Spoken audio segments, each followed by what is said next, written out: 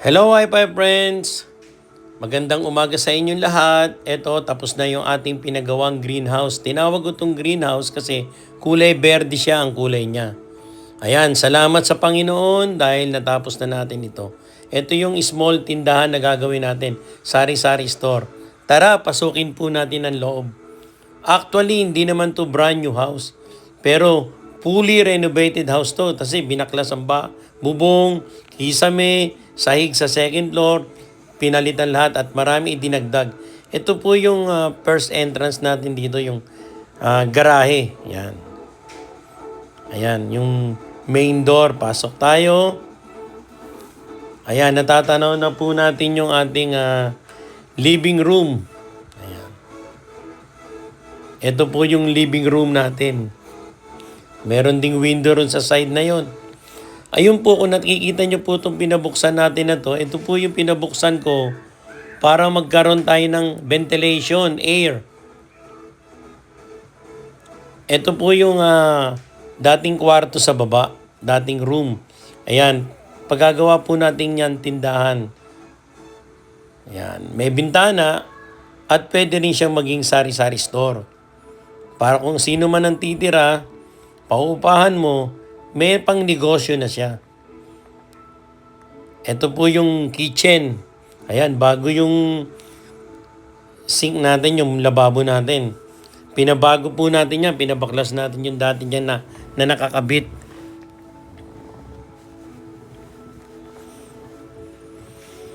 Ayan, pulidong-pulido ang gawa. Thank you nga pala rin sa gumawa.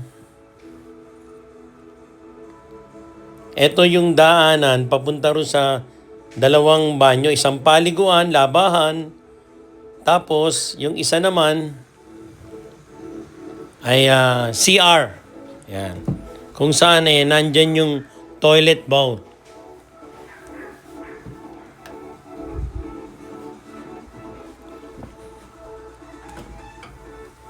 Ayan.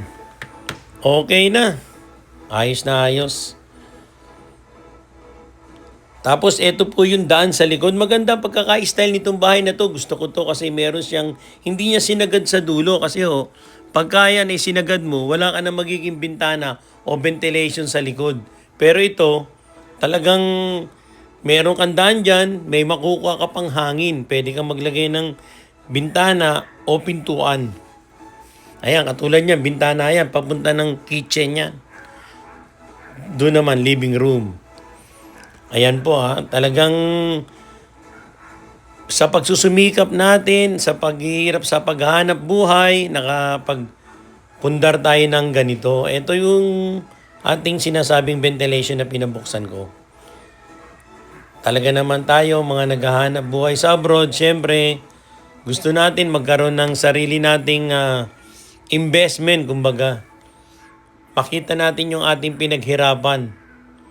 Ayan po yung kabuuan ng living room. Kung mapapanood nyo po itong video ito, magkakaroon din po kayo ng mga idea sa ating mga nagtatrabaho sa abroad o kahit man dyan sa Pilipinas na naghahanap buhay.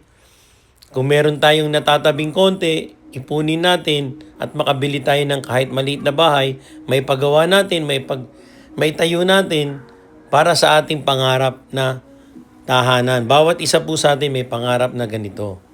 Ayan po yung ating dining area. Pinalakihan ko yung bintana niyan. Dati maliit lang yung window niyan eh. Ayan. Kumbaga sa kwan lamesa na lang ang kulang niyan. Kakain na. Tsaka foods. Ayan po Maganda pagkakagawa. Light green nga po pala sa loob. Apple green. Sa labas, medyo dark green ng konti. Kaya ang tawag ko rito sa bahay na to, greenhouse Ito pinakagusto ko sa lahat dito. Mataas yung kisame niya. At saka yung ilalim ng hagdan, pilalagyan natin ng pintuan yung ilalim ng hagdan para pwede nating gawing storage. At saka yung nilagyan natin ng rehas na yan, yung barandilya na tinatawag, balister, pinalagyan natin ng hanggang doon sa kisame para safety kung may batang naglalakad. At saka maganda na rin design. Gawa ho nga pala sa tubular yon, kaya lang brown. Kasi para mukhang kahoy. Ito po yung master bedroom. Ayan. May mga napansin ho kayo, may mga singawan dun sa taas para yung mga bedroom dun sa likod ay makapasok pa rin yung mga fresh air. Ayan po, dalawang window natin ditong malalaki. Ito yung master bedroom. Ito po yung hallway na dinaanan natin kanina. Nilagyan ko rin ng mga, dati rin naman may jealousy yan para makasingaw. Ito po yung sinasabi kong rehas kanina. Oh. Ayan. Kasi nilagyan ko rin sa taas para hindi, walang, parang safety. Ayan. Ayan po yung isang kwarto. Bali po 4 bedroom to. Dating 5 bedroom tong sa taas, ginawa ko lang 4. 4 bedroom sa taas, 1 bedroom sa baba. Yun yung gagawing tindahan. Ayan o. Ito po, bago ikabit yung mga kahoy na yan, yung plywood na yan, puro tubular yan. Tubular. Hindi ko na lang naisama sa video na to mula doon sa bubong, pinalitan. Pati yung kabitan ng bubong niya ay tubular. Lahat bakal. Ayan, may singawan po tayo dyan para yung fresh air tuloy pa rin sa pagpasok hanggang dun sa gitnang room. Ayan binigyan ko kayo ng mga idea para kung meron kayong room dun sa loob at walang window, pasok ang hangin dyan galing dun sa master bedroom. At meron siyang jealousy, ang cute oh. Ito yung another CR natin sa taas. Ayan. Pwede kang maligo, pwede kang may toilet bowl tayo dyan. Medyo marami tayong inayos dito sa bahay na to kasi yung second floor nito, sinira natin at tinanggal natin, binaklas natin, pinalitan ng bago.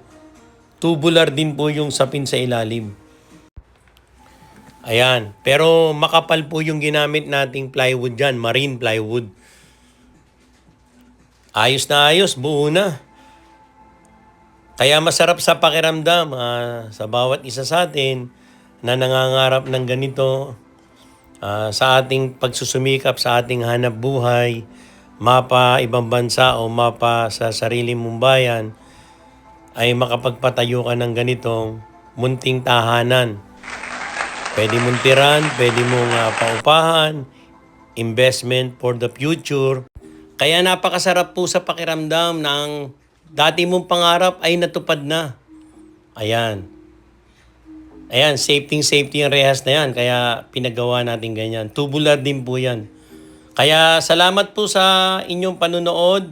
Magbigay po sana ng idea at inspirasyon sa inyo to. Marami pong salamat.